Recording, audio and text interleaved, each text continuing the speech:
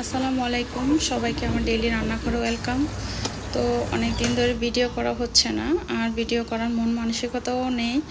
আমাদের বিয়ান, আমাদের ননাসের ছোট ননদ মারা গিয়েছে। তো আমরা একসাথে অনেক ঘুরেছি, খেয়েছি।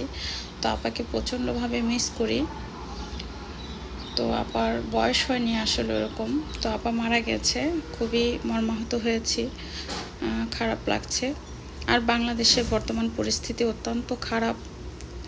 রাজনীতির কবলে পড়ে সাধারণ মানুষের নানা রকমের হয়রানির শিকার হচ্ছে। তাদের কাজ নেই, নানা রকমের কারফিউ জারি হচ্ছে, নানা রকমের সমস্যায় ভরে গেছে বাংলাদেশে।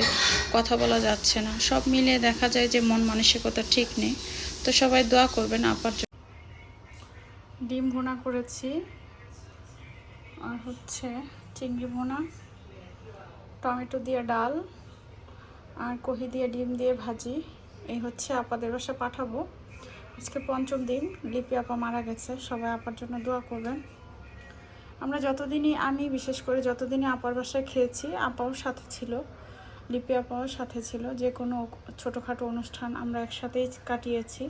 সত্যি খুব খারাপ লাগছে। আল্লাহ যেন তাকে জান্নাতের সর্বোচ্চ মর্যাদা দান করেন, সেই কামনাই করি।